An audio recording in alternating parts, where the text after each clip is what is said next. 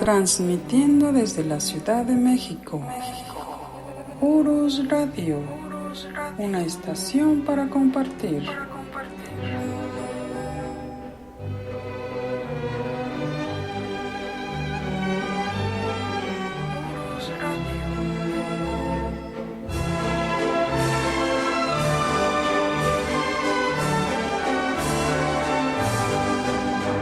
Hola, hola, ¿qué tal? ¿Cómo están, queridos amigos de Urus Radio? Aquí estamos nuevamente transmitiendo en vivo desde la Ciudad de México. Estamos hoy a 21 de junio de 2021. Los saludos, soy Doris. Y pues bueno, estamos en el programa de la verdadera historia de México con el profesor Francisco Mendoza, que es quien nos narra estas fabulosas historias de nuestro querido país. Y pues bueno, vamos a saludarlo. Profesor, ¿cómo está? Buenas noches. Licenciada, muy buenas noches, amigos de Urus Radio, qué gusto estar con ustedes un lunes más, muy buenas noches tengan todos. Y pues continuando con la serie Historia de los Estados, el día de hoy nos toca el estado de San Luis Potosí, profesor. Así es, vámonos a la Huasteca, licenciada, vámonos a la Huasteca ahora, que son varios estados que comparten la Huasteca, pero pues uno de ellos, nuestro querido San Luis Potosí. Qué bien, profesor, pues muchas gracias a los que están ya aquí en el chat, vamos a saludarlos rapidísimo, porque el tiempo se va muy rápido, profesor. Bueno, también saludamos a nuestros amigos potosinos, a Gabo Ibarra, que es nuestro amigo y colaborador, Alex Domínguez, que bueno, nos mandó fotos preciosas, igual para el promo, el video promocional, y también información histórica. Muchas gracias, Alex Domínguez, que también está ya aquí en el chat. Está también Samir Flores Estrada, que también es de allá, Rodolfo de la Rosa Cruz, es de Río Verde, María Eugenia Islas Lozano, y bueno, también nuestro amigo que nos sigue en Twitter, Sermont. Y pues bueno, profesor, nuestros amigos que están aquí en el chat, Javier Quiroz, Sergio Isaac García, Alex Domínguez, Sergio Isaac, bueno, ya lo había mencionado, Iván Reyes, Arturo Moreno, y pues Joaquín Labastida, Miris BC,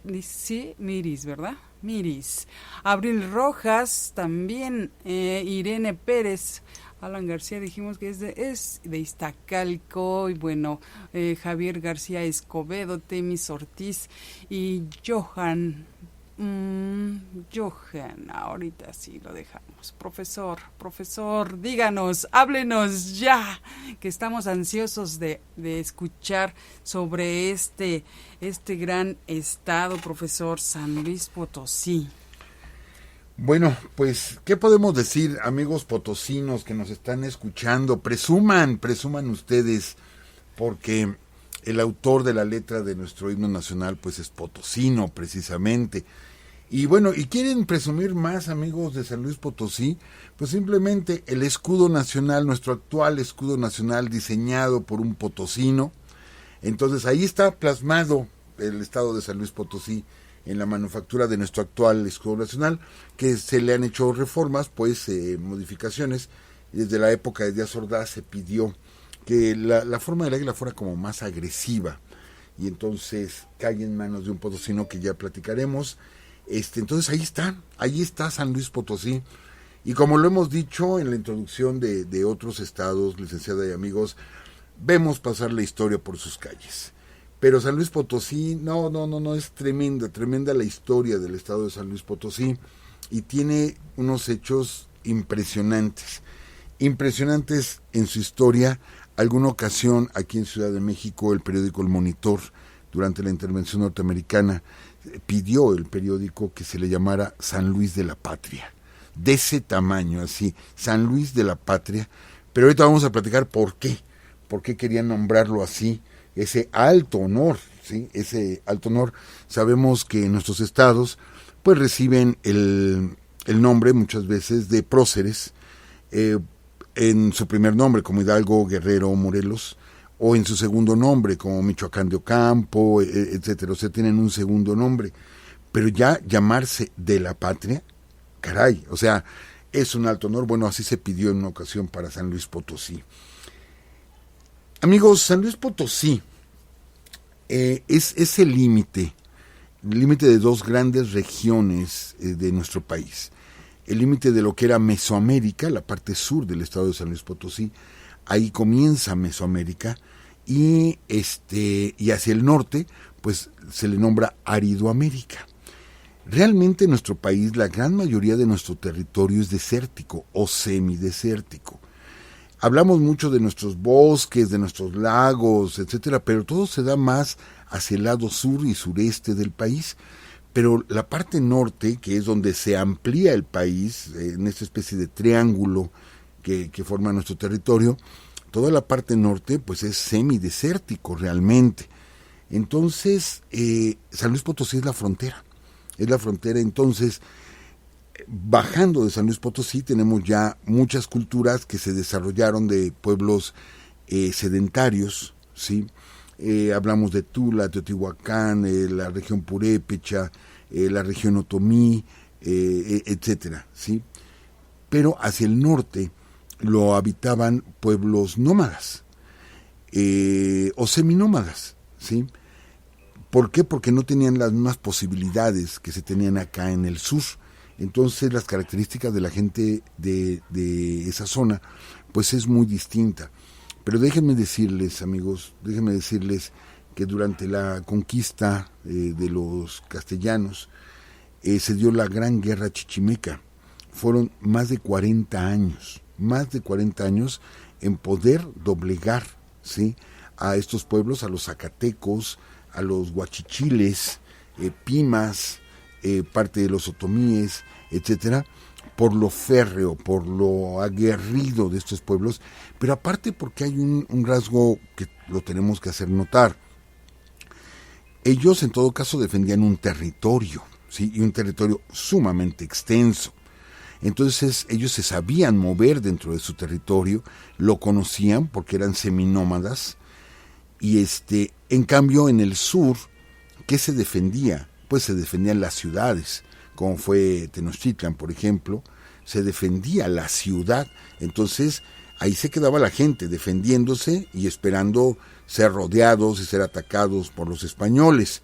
En cambio allá en el norte pues no había ciudades que defender, no había altares, no había templos, no había nada de esto. Entonces, ¿qué se defendía? El territorio, y el territorio tan grande, ¿sí?, y ellos sabiéndose mover por todo este territorio, bueno, se desencadenó a partir de 1540 y tantos hasta 1592 toda una guerra contra la gran región chichimeca, que la habitaban varios pueblos. Entonces, poder enfrentarlos era sumamente difícil, insisto, se sabían mover muy bien. Hay un rasgo característico de ellos, que ellos, la gran mayoría, estaban desnudos, o utilizaban algunas cintas nada más alrededor de la cintura, o pequeños artefactos que utilizaban. Se pintaban la cabeza de rojo, o el cuerpo de rojo, como parte de sus rituales de guerra. Entonces se les llama muchas veces los desnudos, ¿sí? Y la gente civilizada, entre comillas, pues eran los vestidos. Entonces era una guerra entre desnudos y vestidos que se da en el siglo XVI. Les repito, no podemos hablar de grandes culturas en toda esa zona de San Luis. No hablamos de ciudades arqueológicas, o por lo menos hasta ahora no se han descubierto estos asentamientos. Seguramente los hay. Les hemos comentado aquí que el INAH tiene registradas más de 40,000 zonas arqueológicas, y sabemos que hay ciudades como La Quemada, etcétera, todavía más al norte de San Luis Potosí, donde sí hubo un desarrollo cultural. Seguramente San Luis, bueno, tiene muy pequeñas zonas arqueológicas de origen otomí, sí, con cierta influencia teotihuacana, pero son demasiado pequeñas, no tenemos una gran ciudad. Les digo, eran pueblos seminómadas, especialistas en la caza y en la recolección. Aguas con este detalle, especialistas en la caza. Eran cazadores, por lo tanto tenían una gran habilidad en los disparos con arco y flecha. Entonces, cuando llegan los españoles y comienzan a avanzar hacia el norte, como siempre lo hemos dicho aquí, buscando los metales, buscando dónde sacar plata, oro, etcétera, van hacia las regiones del norte. De pronto descubren en el Cerro de la Bufa, que es Zacatecas, una gran veta de plata, y saben que por toda esa zona también abunda la plata. Esto es lo que va a provocar, ¿sí?, que muchos españoles empiecen a buscar ir hacia esta zona, pero pues eran atacados inmediatamente por los grupos chichimecas. Y bueno, ¿cómo les digo? Aquí tenemos que hacer notar lo que dicen los conquistadores. Entonces los conquistadores ponen a estos pueblos como bárbaros, salvajes, criminales, asesinos de lo peor, y platican cada barbaridad, y pues no lo podemos tomar textual. Tampoco eran unas blancas palomas, o sea, yo lo sé, eran pueblos que sabemos que llegaron a invadir, no sabemos cuáles, pero sabemos que pueblos del norte pues invadieron Tula, invadieron Teotihuacán, ¿sí? Entonces sabemos que eran pueblos aguerridos. No podemos decir, les digo, qué pueblos eran en específico, pero sí sabemos que había invasiones chichimecas en la parte de Mesoamérica y que provocaron que muchos pueblos avanzaran más hacia el sur. O sea que, ¿de qué eran bravos? Eran bravos. Pero tampoco podemos creer a pie juntillas todo lo que dicen los castellanos. ¿Por qué? Porque conforme comienzan a avanzar hacia el norte, y ellos, perdón, pero así lo hacían patente, veían como simples animales a los chichimecas, como simples animales. Entonces era capturarlos, como capturar caballos salvajes, como capturar reses salvajes. Había que ir a cazar, ¿sí?, chichimecas. ¿Para qué? Para ponerlos a trabajar en las minas, ¿sí? Como eran salvajes, entonces no había ningún pecado. ¿Por qué? Pues porque eran como animales. Entonces, pues no se veía mal que los tuvieran como esclavos, a pesar de que el virrey había prohibido, la iglesia había prohibido la esclavitud, pero pues ellos, la esclavitud es con seres humanos, estos son animales. Entonces, ¿cuál es el problema? Esta actitud de los castellanos, pues da en qué pensar, ¿sí? Porque para poder demostrar que estos pueblos eran totalmente primitivos, entonces tenían que platicar barbaridad y media. Yo creo, como en muchos de los casos se ha comprobado, que había exageraciones por parte de los españoles, ¿no? Entonces vemos que estas exageraciones pues siguieron hasta nuestros días, ¿no? Entonces platican ahí que cuando los chichimecas, los huachichiles, atrapaban a algunos prisioneros, pues era devorarlos, era destazarlos, ¿sí? Quemarlos y luego guardar las cenizas en bolsas que se amarraban en la cintura, y que utilizaban, por ejemplo, los tendones, que todavía vivos estos prisioneros les sacaban los tendones para que el cordón del tendón les sirviera para amarrar las puntas de las flechas. Entonces, unas barbaridades tremendas, ¿sí?, que platican los castellanos. Yo insisto, no lo puedo sustentar. Platicamos aquí lo que dicen las fuentes, pero pues no tenemos la otra fuente.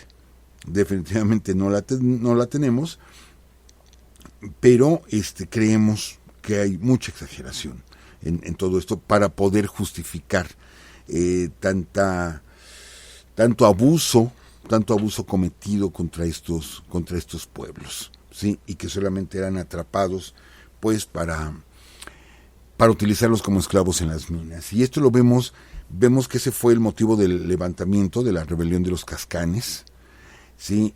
Termina toda esta rebelión, la del Mixtón. Termina esta rebelión, los Cascanes se rinden y se convierten en asistentes de los españoles.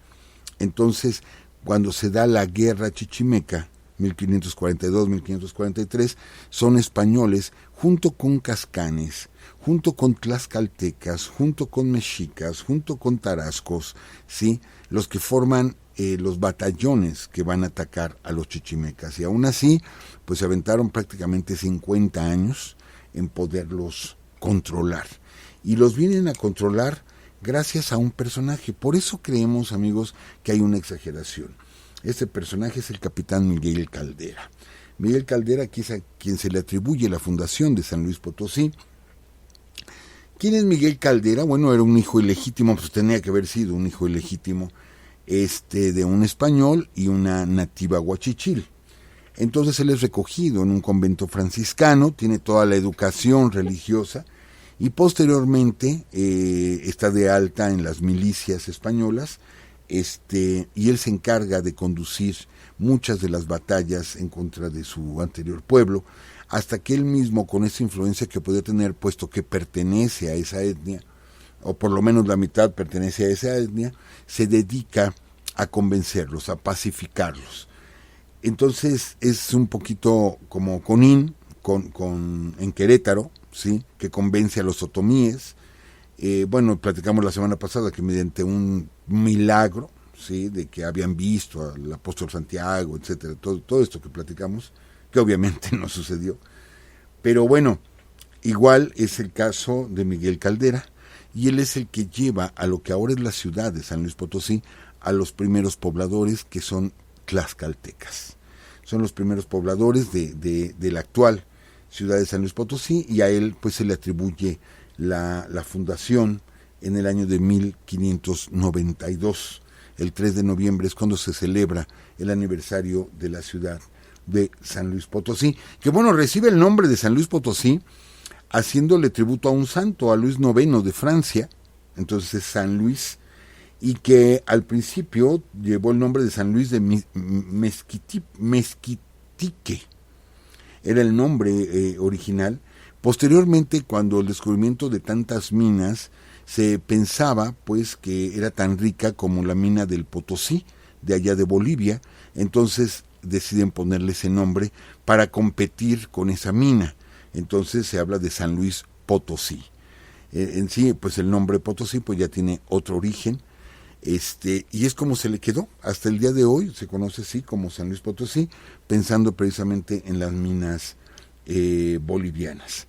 Y es ahí donde se inicia la colonia, con franciscanos, dominicos, etcétera, que llegaron a evangelizar toda esa zona, ya que los pudieron calmar o pudieron lograr la paz. Pero ¿sabe a cambio de qué, licenciada? El trato que se hizo con ellos fue muy curioso, porque para que firmaran la paz, firmar entre comillas, para que se dieran ante la paz, se les dio a los chichimecas comida, se les dio tierras para que las sembraran, con la garantía de que les iban a enseñar a sembrar las tierras, y se les dio ropa, ¿sí? Se les dio ropa, porque aquí es un efecto curioso. Cuando ellos atacaban las caravanas que iban de pobladores hacia esa zona, robaban alimentos y robaban ropa, ¿sí? Ellos usaban ropa, pero la ropa que robaban, no sabían coser la ropa, o sea, no sabían hacer ropa. Entonces, cuando se establece la paz con los chichimecas, se les dan animales, se les da tierra y se les da ropa. ¿Se acuerdan que les decíamos hace ratito? Ellos eran los desnudos, ¿sí? Y el pleito era contra los vestidos.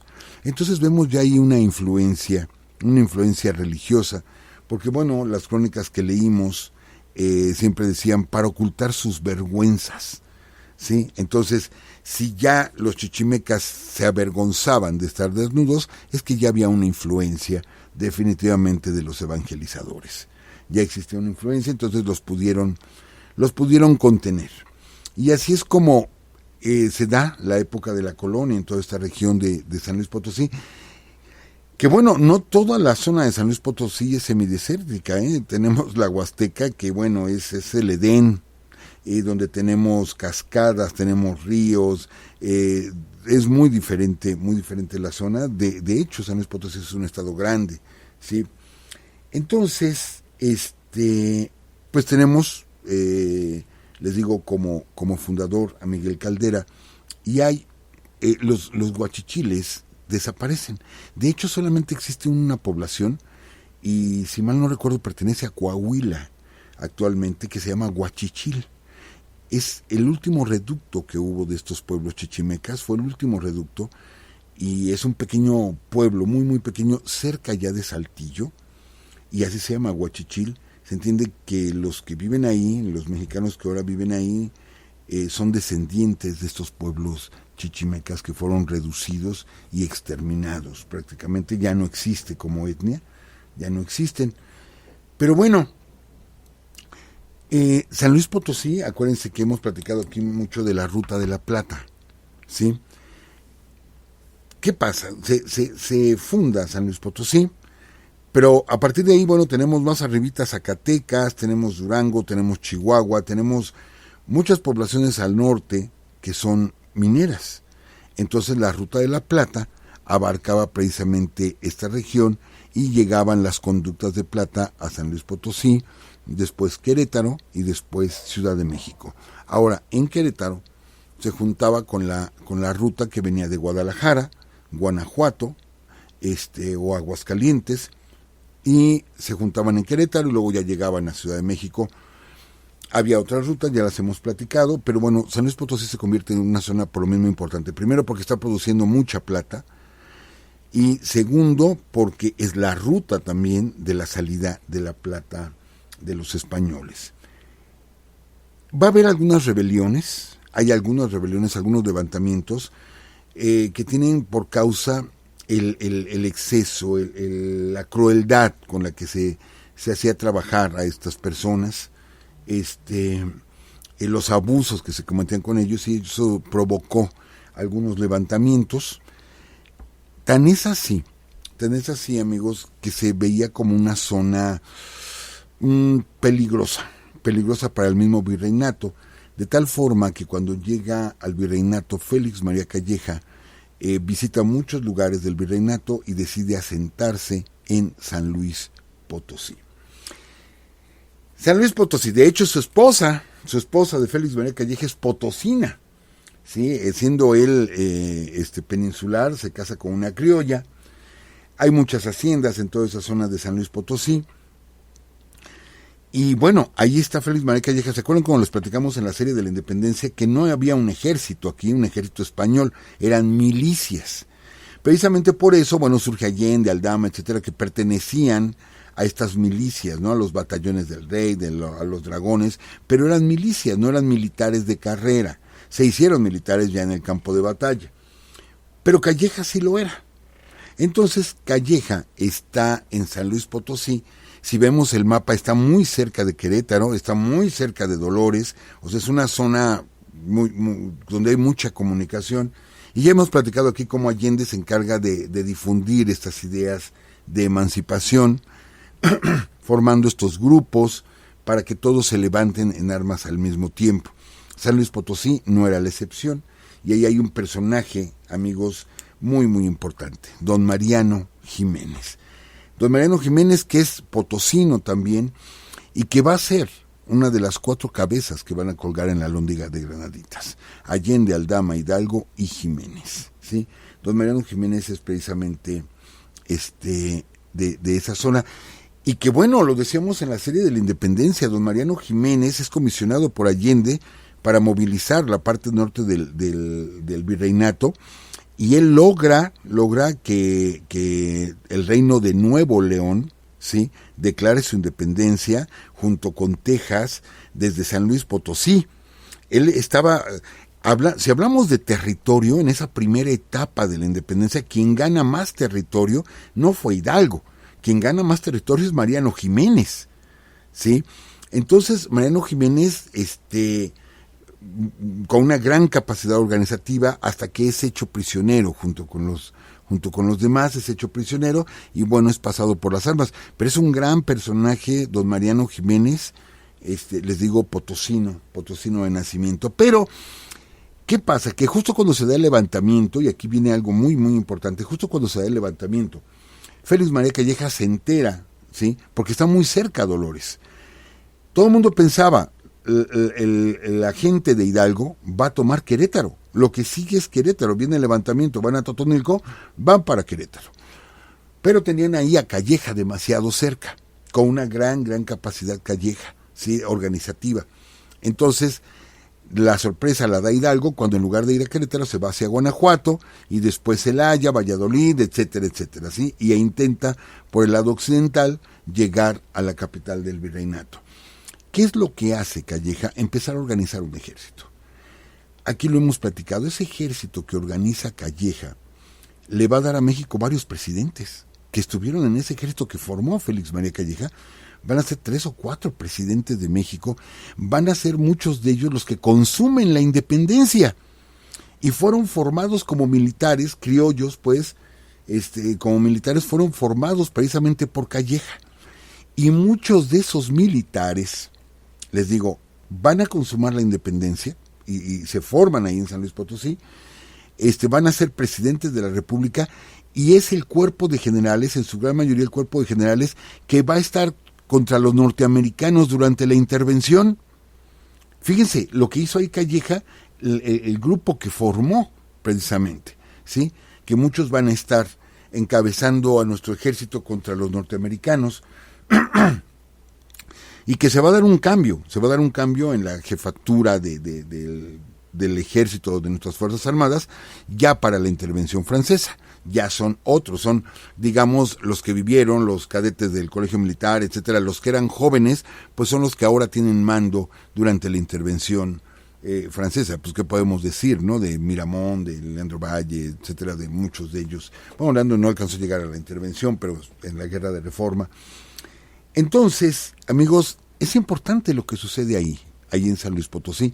De ahí se mueve Calleja y se va a encontrar con Hidalgo en Aculco, donde lo va a derrotar, y posteriormente se gira para recuperar Guanajuato, y luego se va a Puente de Calderón, y va a haber un batallón, los Leales del Potosí.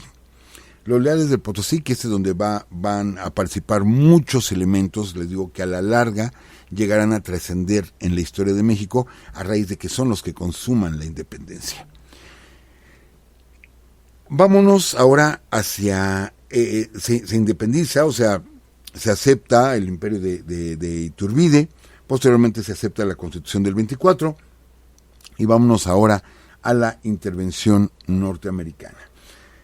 ¿Qué pasa en San Luis Potosí? Bueno, amigos, pues muchísimo que sucede. ¿Por qué? Porque las tropas norteamericanas comienzan a avanzar, derrotan a Arista, Pudi, etcétera, los derrotan allá en el norte, toman la ciudad de Monterrey. ¿Qué sigue después de tomar la ciudad de Monterrey? ¿Qué sigue? Pues sigue San Luis Potosí. O sea, Taylor va a avanzar vía San Luis Potosí, va a avanzar hacia el centro del país. Eso es lo que sigue.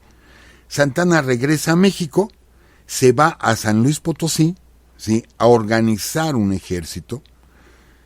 Y amigos, muchos de los estados no aportaron hombres. Solamente, si mal no recuerdo, 5 estados, que fue Michoacán, Aguascalientes, Jalisco, Ciudad de México, no me acuerdo cuál otro, son los que aportaron hombres para formar ese ejército, ¿sí?, que se empieza a organizar en San Luis Potosí.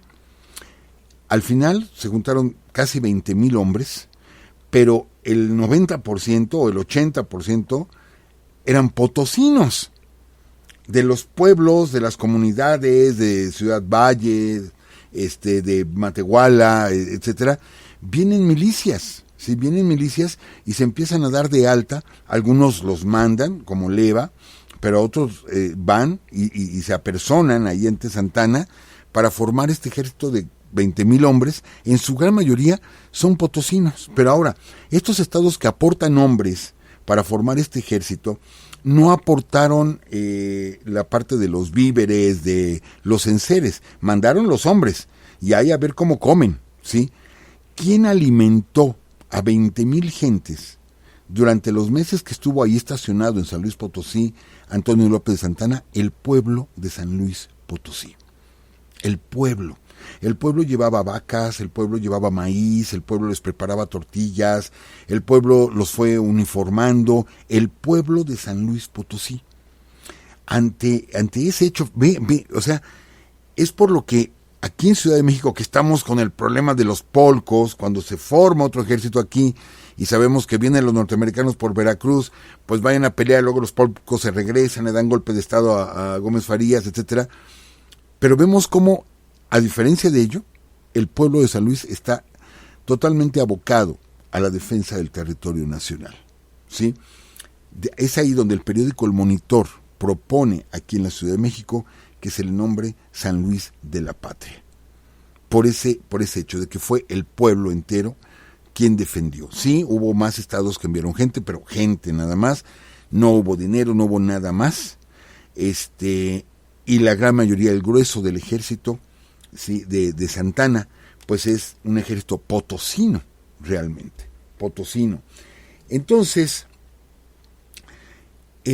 sale el 14 de enero del 47, es importante, muy importante aquí la fecha, sale hacia el norte a enfrentar a Taylor, Santa Anna, y la batalla de la Angostura se va a dar entre el 22 y 23 de febrero. Échenle cuentas, amigos, del 14 de enero, que avanza este ejército hacia el norte, van a llegar allá el 22, esto es que se van a aventar un mes, 7 días, o sea, 5 semanas se van a aventar caminando por el desierto.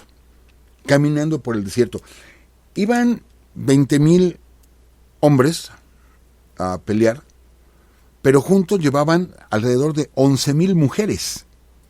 11,000 mujeres.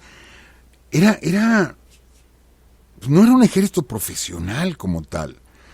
Eso se verá después con las soldaderas en la Revolución, hasta que llega Francisco L. Urquizo y pone orden en el ejército mexicano junto con Lázaro Cárdenas. Porque era viajar con todo, con los trastes, con los chamacos, con todo, y el anafre y todo, así se movían los ejércitos, ¿sí? Muy diferente a cómo se movía el ejército norteamericano, que algo que sorprendió Ampudia y Arista era la velocidad de movimiento que tenían los norteamericanos. Tenían demasiada velocidad, sí, porque no iban arrastrando con tanta gente, y el ejército norteamericano sí era un ejército profesional. Fue su primera guerra, es cierto, pero ya era un ejército profesional dirigido por gente egresada de West Point. Fue su primera acción de guerra de los norteamericanos. En cambio acá, pues va un grupo de poco más de 30,000 gentes, entre hombres, mujeres, llevaban animales para ir comiendo en el camino, gente que no iba preparada, muchos se desertaron, muchos murieron. Las condiciones para moverse más de un mes a través del desierto, llegar a la Angostura, y es un hecho que Santa Anna derrota a Taylor. Santa Anna lo derrota, ¿sí? Entonces podemos decir que los potosinos lo derrotaron, pero no consuma la victoria. Y ahora, regrésate, otras 5 semanas vienes para atrás. O sea, avanzaste 5 semanas, llegaste, peleaste 2 días y luego regrésate otras 5 semanas. ¿Sí? Entonces son 2 meses y medio de caminar por el desierto este ejército. Cuando regresan a San Luis Potosí son alrededor de 10,000. La mitad se había perdido. Entonces lo que hace Santa Anna es llevarse a una parte hacia la Ciudad de México, porque ya viene Taylor. Entonces los lleva hacia el sur para ir a Cerro Gordo. Y otro grupo lo deja ahí en San Luis Potosí. Otro grupo se queda en San Luis Potosí esperando el ataque de Taylor, ataque que jamás llegará, porque a Taylor queda detenido en Monterrey, nunca le dan la orden de avanzar, porque bueno, sabemos que querían que quedara bien Winfield Scott, porque era un enemigo político Taylor, por lo que ustedes quieran, pero Taylor ya no avanzó. Entonces Santa Anna deja una guarnición muy importante en San Luis Potosí, que se dedican a hacer barreras, a hacer trincheras, esperando en cualquier momento el ataque de los norteamericanos, ¿sí? A San Luis Potosí. Lo que este ejército se movió 5 semanas, de ida, 5 de vuelta, pues los norteamericanos lo hubieran hecho en 10 días, con la capacidad enorme de movimiento que tenían. Entonces, pues si sabemos que ya vienen avanzando, de aquí a que me avisan, ya llevan la mitad del camino, no me va a dar tiempo de preparar nada, y se pone el ejército a preparar entonces un ataque, preparar la defensa de San Luis Potosí, situación que nunca se da, y como no se da, posteriormente da la orden Santa Anna de que la gente que está ahí avance hacia la Ciudad de México, cuando Taylor pues ya lo teníamos aquí encima. Entonces, pues vale la pena hacer esta mención de la participación tan importante, sí, que tienen los potosinos durante la intervención Es que de pronto se me cruzaron las ideas, pero ustedes, durante la Guerra de Reforma, ahí en San Luis Potosí, ¿sí?, se va a dar una batalla muy, muy importante. Se va a dar una batalla muy, muy importante por lo significativo, ¿sí?, de este hecho. Y es que se va a enfrentar Miramón y Mejía. Perdón, Escobedo, Mariano Escobedo y Tomás Mejía se van a enfrentar. Lo que pasa es que de pronto confundí una fecha. Es precisamente ahí en San Luis Potosí, va a vivir la Guerra de Reforma, y es ahí precisamente donde Mejía va a tomar prisionero, se rinde Mariano Escobedo y le entrega su espada. Y sabe Mariano Escobedo que lo van a fusilar. Entonces Tomás Mejía, que lo conocía a Mariano Escobedo, porque Tomás Mejía estuvo durante la intervención norteamericana peleando igual que Mariano Escobedo, entonces habían sido compañeros de armas, decide perdonarle la vida. Esta es una de las dos ocasiones en que le va a perdonar la vida a Tomás Mejía a Escobedo, y que después, aquí lo hemos platicado muchas veces, le quiere regresar el favor Escobedo a Mejía antes de que lo fusilen en el Cerro de las Campanas, y Mejía decide correr la misma suerte del emperador. Entonces, pues les digo, esto surge precisamente ahí en San Luis Potosí. Pero durante la intervención francesa, amigos, San Luis Potosí se va a convertir en la capital del país. Hasta ahí va a llegar Juárez, ¿sí?, el 9 de junio de 1863, cuando comienza este viaje, este escape, ¿sí?, hacia el norte de México, pues va a llegar a la ciudad de San Luis Potosí el 9 de junio de 1863. Va a estar ahí despachando durante varios meses en San Luis Potosí, hasta que el avance ya de los franceses pues va a hacer que él se mueva hacia Saltillo y posteriormente hacia Monterrey, y sale del territorio potosino el 5 de enero de 1864. Entonces, durante todo ese tiempo, pues San Luis Potosí es la sede de los poderes. Juárez da la orden de que ahí se concentren militares, diputados, etcétera, los que pudieron llegar. Se convierte en la capital del país y volverá a hacerlo, ¿sí? Volverá a hacerlo el 21 de febrero de 1867, cuando vuelve ya de regreso Benito Juárez, hasta el 1 de julio de ese 67. Entonces, 2 ocasiones se convierte en la capital de nuestro país por ser la sede de los poderes. Entonces, pues más satisfacción para la gente de San Luis Potosí. Amigos, se van a vivir muchas cosas. Sí, yo sé, nos pasa en todos los programas que omitimos muchos detalles, y luego nuestros amigos nos dicen, es que no hablaron de esto, no hablaron de aquello. Sí, pero es que es demasiada la historia que tiene cada uno de los estados para platicarla en tan poco tiempo, y aquí nos tendríamos que brincar, ¿sí?, a Francisco y Madero. Francisco y Madero, que bueno, Francisco y Madero va a ser hecho prisionero allá en Monterrey, después de dar un discurso, el 4 de junio de 1910, va a dar un discurso, y en la estación de ferrocarril al otro día, ahí lo agarran preso, a Francisco y Madero, y se lo llevan a San Luis Potosí. Ahí es donde lo van a encarcelar a Madero. Va a durar varios meses ahí en San Luis Potosí. Pero después, ¿cómo les diré? Pues Madero era pacífico, no era un bravucón, no era... Pues era una gente, se entiende, pacífico, tranquilo. Y le dan la confianza y le dicen, ¿sabe qué? Va a poder usted salir. Ya no va a estar en la cárcel, sino va a estar en un hotel. Pero usted se tiene que quedar en la ciudad. No puede salir de la ciudad. Lo vigilaban, eso sí lo vigilaban. Entonces lo dejaban salir todos los días para que caminara ahí por la plaza central, ¿sí?, de San Luis. Ahí salía a caminar Madero, y se le acercaban personas a saludarlo, ¿sí?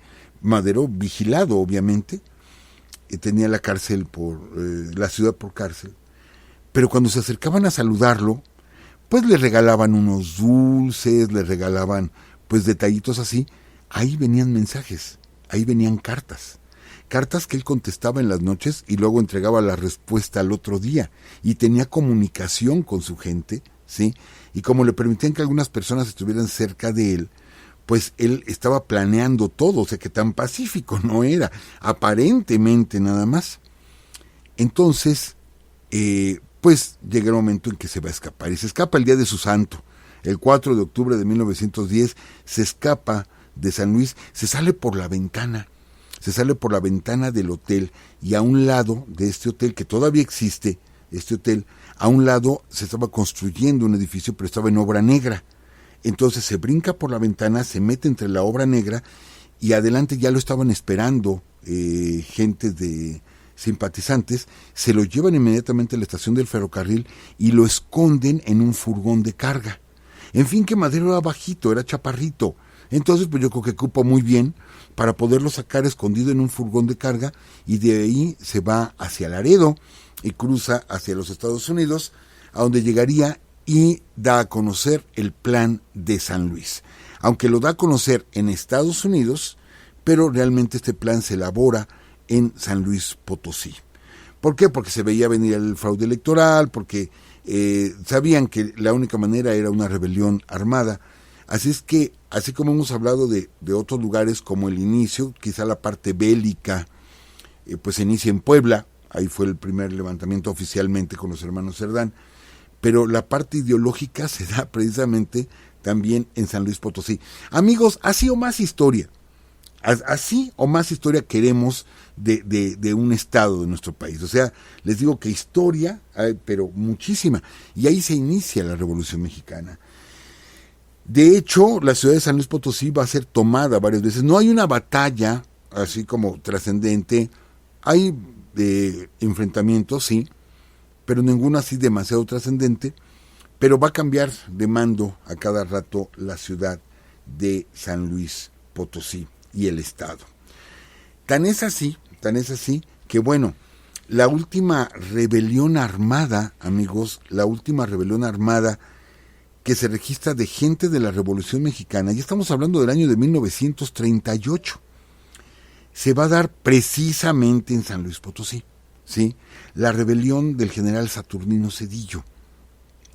Saturnino Cedillo, que había peleado durante la Revolución Mexicana, había llegado al grado fue coronel, posteriormente fue general, y que él cuando se retira a la vida privada, sí, pues tiene bienes, tiene hacienda, tiene mucha gente en San Luis Potosí. Por cierto, Saturnino Cedillo es el que en batalla, yo creo que en batalla, aunque dicen que fue una traición, es el que va a acabar con el general Gorostieta. El general Gorostieta, que era quien encabezaba a los cristeros, y allá en los Altos, en Jalisco, se va a enfrentar con Saturnino Cedillo, lo va a derrotar. Pero bueno, les digo, se inventan muchas cosas y se dice que no, que fue una trampa, que lo agarraron dormido. Pues cómo Saturnino Cedillo, cómo Gorostieta, que pues encabezaba a los cristeros, pues iba a cometer un error militar, etcétera.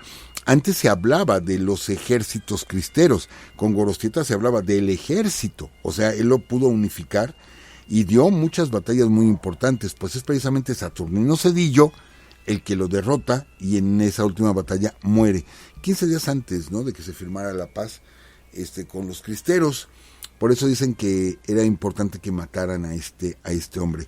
Posteriormente, con los cambios que da Lázaro Cárdenas, ¿sí?, y que se armó un escándalo en el país, que si nos estaba llevando al comunismo, que si nos iba a entregar a potencias extranjeras, bueno, se habló mucho durante el sexenio de Lázaro Cárdenas. Cedillo se levanta en armas, ¿sí? Y es precisamente, ¿sí?, ahí donde fallece en el año de 1938.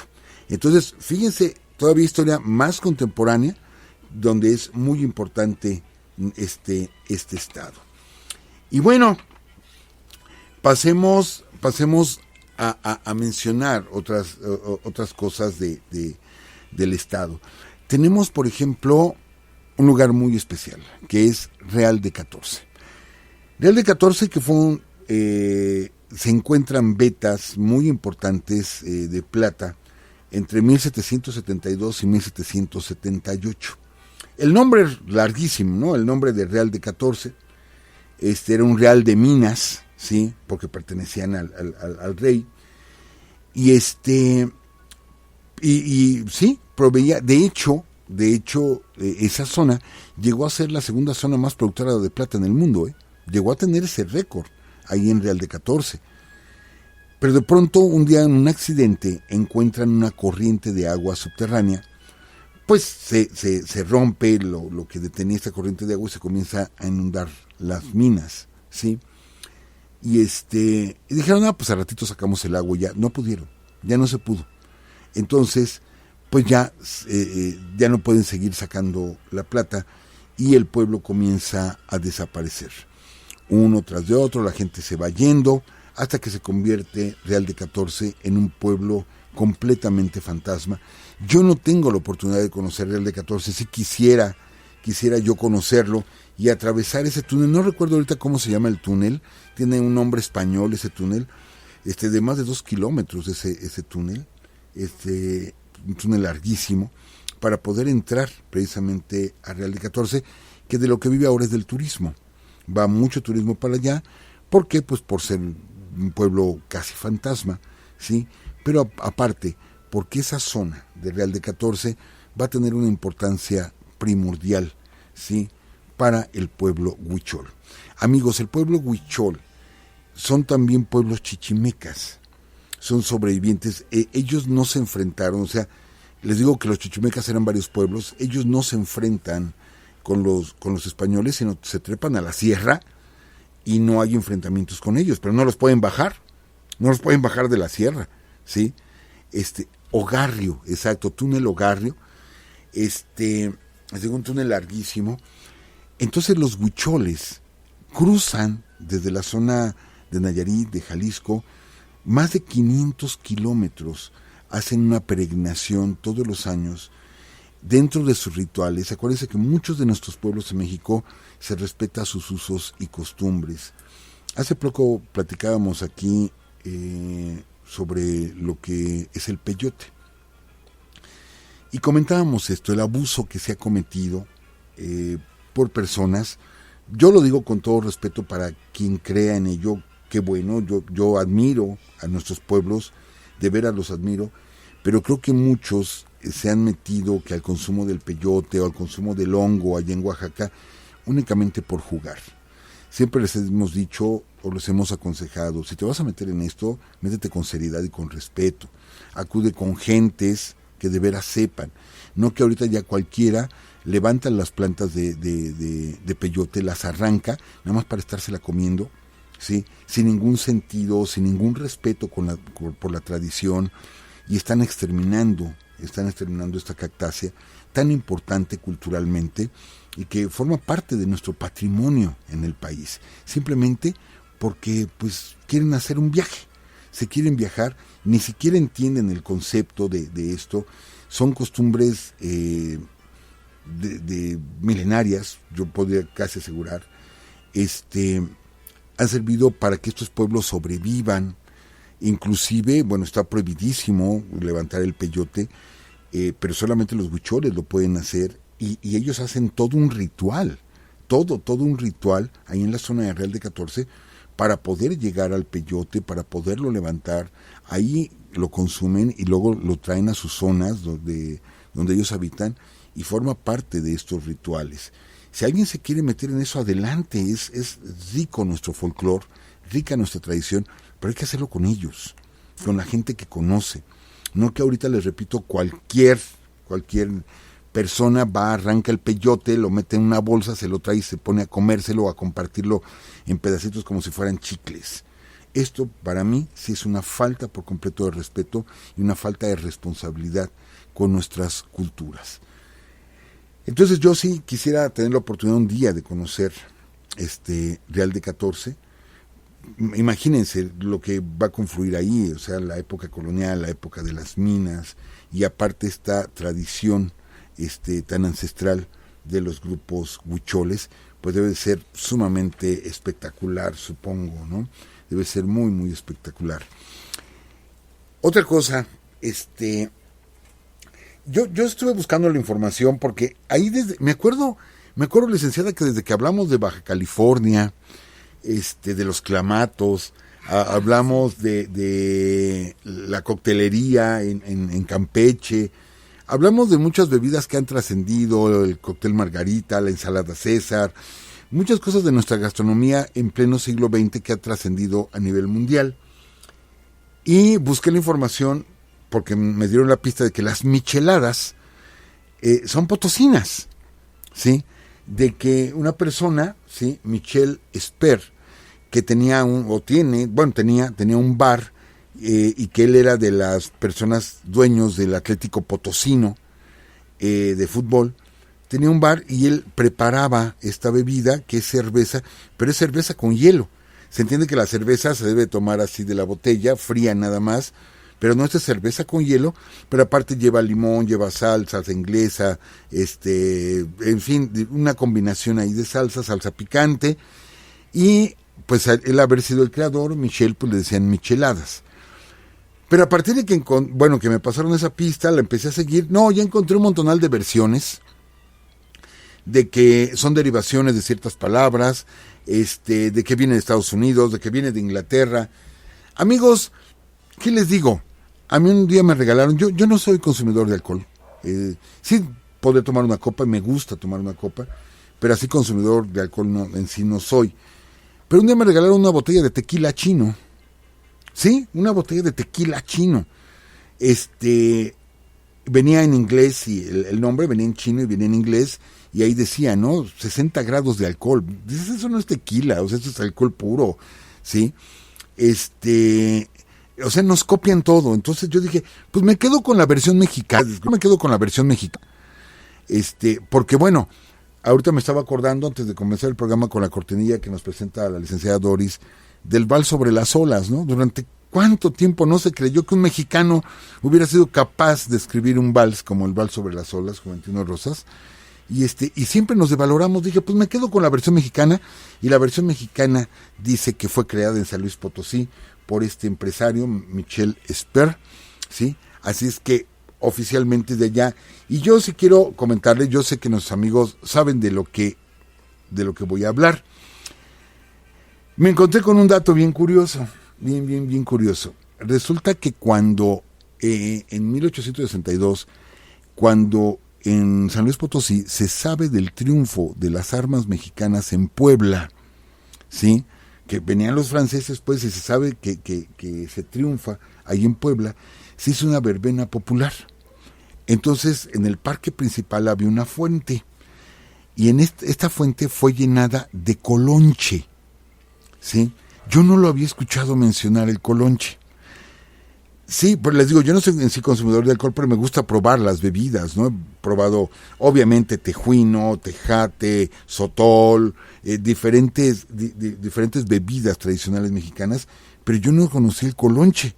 Y el colonche estuve leyendo que se hace con nopales y con la tuna roja, y es un fermentado, y que dicen que es muy rico, pero no, yo nunca lo había escuchado, lo del colonche. Bueno, esta fuente la llenaron de colonche, ¿sí? Para poder celebrar, para que la gente llegara y consumiera. Pues ya imagino la borrachera que se pusieron de pura felicidad. Pero a partir de ahí dije, bueno, ¿se sigue produciendo? Sí, se sigue produciendo. Pues algún día tendré la oportunidad de probarlo. Me imagino, por las fotos que pude ver, que debe ser bastante rico el colonche. Y bueno, licenciada, amigos, pues mencionar solamente, ya no nos daría tiempo, pero prometido que vamos a hacer un programa en especial del maestro Julián Carrillo y del Sonido 13, porque explicar todo el contexto del Sonido 13 pues nos llevaría 10, 15 minutos por lo menos, y ya no tenemos tiempo. Pero Julián Carrillo, que aporta este sonido, que por cierto, bueno, yo soy aficionado al rock, tanto mexicano como extranjero. Entonces, recuerdo que hace unos pocos años, se reunió de nuevo Led Zeppelin para grabar un disco, y muchos de los efectos están en Sonido 13 de Julián Carrillo, porque se está ya experimentando más fuertemente con este sonido. y que pues pareciera más como un capricho de Julián Carrillo, y yo les voy a platicar la anécdota que tengo muy personal, en la cual me siento muy orgulloso de que conocí a uno de sus últimos alumnos del maestro Julián Carrillo, y que heredó uno de los instrumentos elaborados por el maestro Julián, y que tuve oportunidad de conocer personalmente uno de los instrumentos del maestro Julián, y que me regalaron un disco con sonidos ya establecidos del sonido 3. Es una experiencia de vida de la cual presumo. Entonces, pues si yo quisiera platicar más del maestro Carrillo en un programa completo.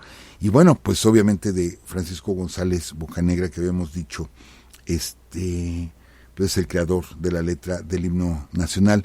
Así es que, pues ahí está reflejado mucho de la historia de México en nuestros símbolos patrios. Y ya no nos dio tiempo de hablar de Ciudad Valles, de Matehuala, de la ciudad del maíz. Son tantos lugares, tanta historia que tiene San Luis Potosí, pero bueno, aquí terminaríamos, licenciada, y la próxima semana pues nos vamos a la costa del Pacífico y nos vamos a Sinaloa, licenciada. Perfecto, profesor, pues muchas gracias. Se va el tiempo rapidísimo y de verdad nos queda así como en ese sabor de queremos más. Y pues bueno, amigos, también a ustedes muchas gracias por estar con nosotros. Y gracias también por las respuestas. Le mandaron la respuesta al profesor del túnel y pues bueno, son muchas cosas que hay que hablar de estos estados. Igual le comentaba yo al profesor el nombre que tenía antes, lo que es la ciudad, nada más la ciudad de San Luis Potosí, que se llama, era Tangamanga, así nos lo menciona Manuel Muro, es Tangamanga Guitarrilla. Y está medio raro, ¿no? Bueno, guitarrilla, pero Tangamanga sí dicen que es un vocablo, puede ser huasteco, que quiere decir lugar de agua y oro, o también puede ser otomí, lugar de agua y ranas, o purépecha, que quiere decir empalizada. Y pues bueno, la palabra Potosí es deriva de la voz quechua, que es potoc, y que quiere decir expulsión. Y pues bueno, son muchas cosas. Y fíjese, profesor, también que ahora con esto de estar buscando las canciones para el final de cada uno de los adelante, profesor, cada uno de los episodios, me he encontrado con historias muy muy buenas. Y de hecho la historia de esta canción que ganó el día de hoy, que es la de San Luis Potosí, precisamente, que se llama también Acuarela Potosina, que es de Pepe Guizar, tiene una se me fue,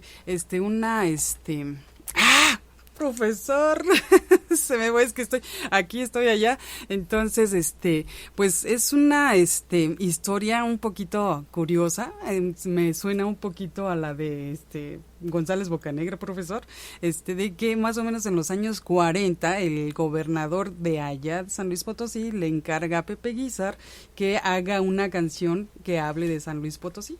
Entonces, pues él se niega, y al negarse, el gobernador lo encierra y lo obliga a hablar a hacer una canción que hable de San Luis Potosí. Y precisamente esta la que les vamos a poner en estos momentos. Y pues bueno, amigos, gracias a todos por escucharnos, y también a todos nuestros amigos que siguen escuchándonos allá en San Luis Potosí, a Irene Pérez, a Ger Solano, que dice que su mamá es de San Luis Potosí, a Alberto Solano, y también dice que Lupe Vélez, que es la primer estrella de Hollywood y es Potosina, claro. Michelle Nieto, también su familia es de San Luis Potosí, nos escucha con su esposo Osvaldo y su hija de 5 años, Ixtlali, también Rodo de la Rosa y Rebeca Rosas. Pues amigos, nos vamos con esta canción. Y bueno, nos faltó así de rápido, la calle peatonal más larga de América está en San Luis Potosí. O sea, hay muchas cosas. Sí, hay muchas cosas, profesor, y de hecho la zona arqueológica, pues bueno, más importante de allá es el Consuelo, que también está en el municipio de Tamuín. Ay, no, son muchas cosas. Profesor, nos vamos, que estén muy bien, amigos, y los dejamos con esta canción.